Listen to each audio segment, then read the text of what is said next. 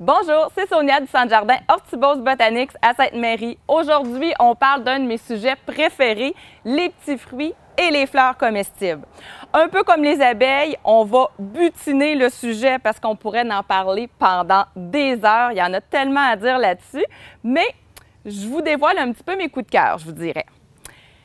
Dans les petits fruits, évidemment qu'il y a les petits fruits classiques. Tout le monde connaît le fameux bleuet, petit fruit plein d'antioxydants et qu'on peut faire plein de recettes avec.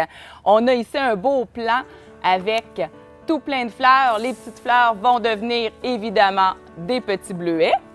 On a pour les entretenir des engrais vraiment exprès pour eux, un engrais avec acidifiant. Les bleuets aiment les sols acides pour avoir une belle couleur et bien là, avoir une très belle production aussi. Donc, ça va les aider beaucoup, ces petits engrais-là.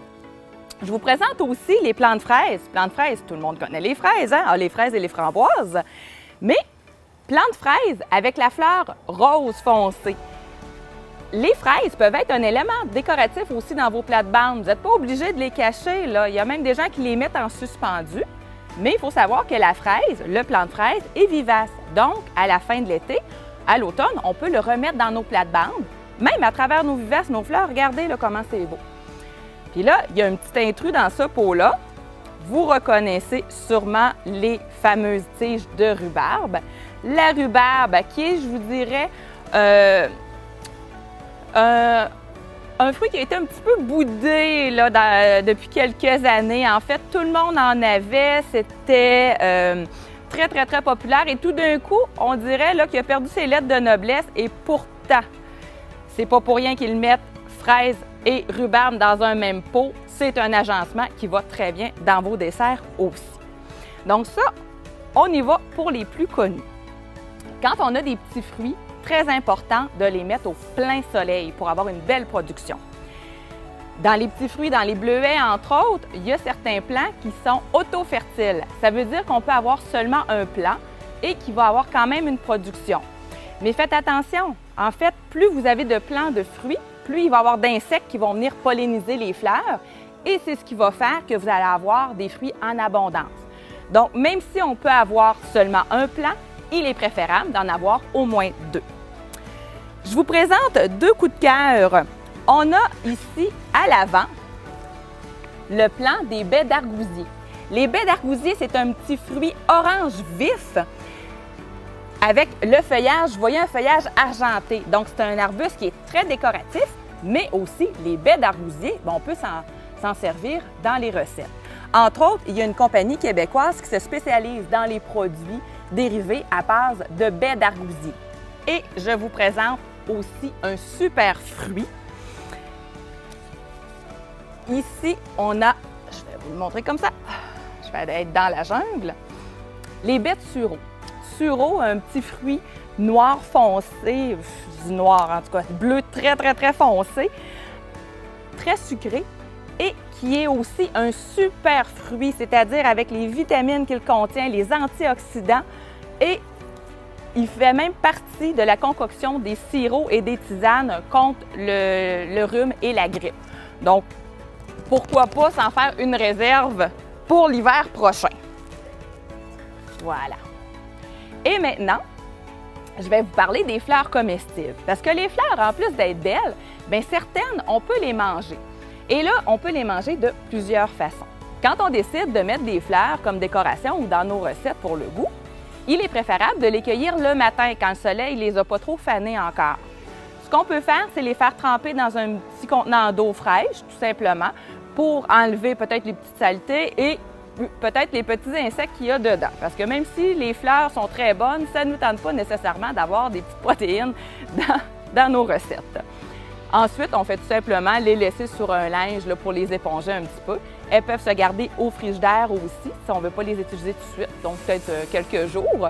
Mais on peut les utiliser fraîches aussi. Ici, j'ai mon plant de capucine. Pour l'instant, il n'y a pas de fleurs dedans. Capucine fleurit tout l'été, c'est une annuelle. Les fleurs sont souvent de teinte très citronnée, là, orange, jaune vif, rouge. Les fleurs ont un goût un petit peu piquant, un peu comme un radis ou de la roquette. Donc, on peut s'en servir pour décorer les salades. C'est un très beau choix pour colorer nos assiettes. Deux fleurs que vous connaissez sûrement. Ici, j'ai mon calendule qui n'est pas tout à fait ouvert, qui va être... La fleur est beaucoup plus grosse. Et les marigolds. Ces deux fleurs-là ont un goût un petit peu plus amer.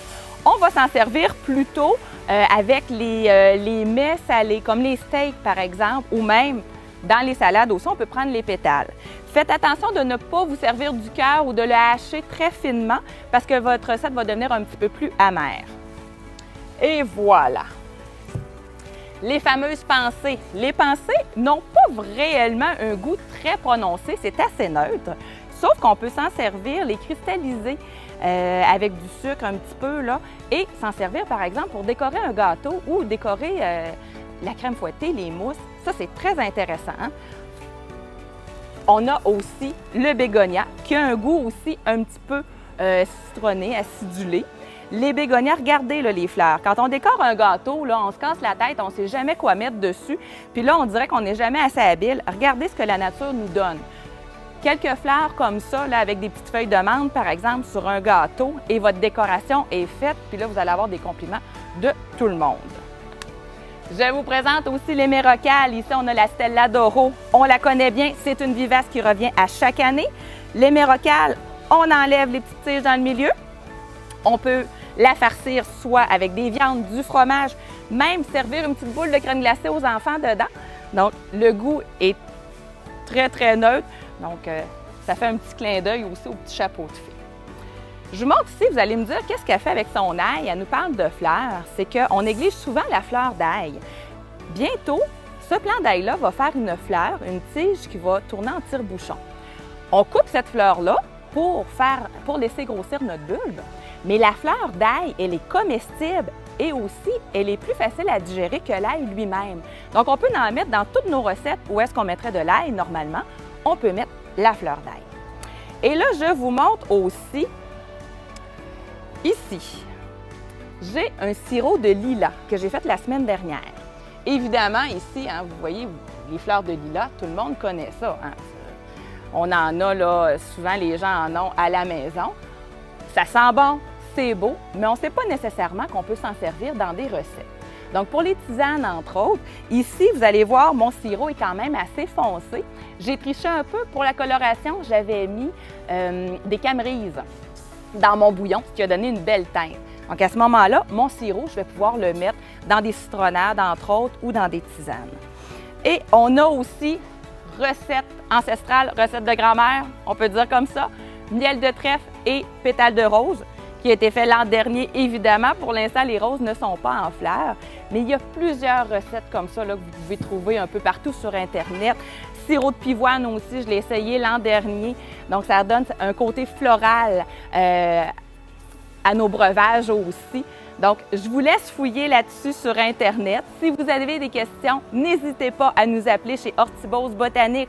Vous pouvez aussi consulter notre page Facebook, notre compte Instagram. Et si vous voulez aller voir d'autres informations, sur le site www.botanics.com, il y a des beaux blogs sur les petits fruits et sur les fleurs comestibles aussi. Et sur ce, c'est Sonia du Centre Jardin Hortibos Botaniques qui vous souhaite bon appétit!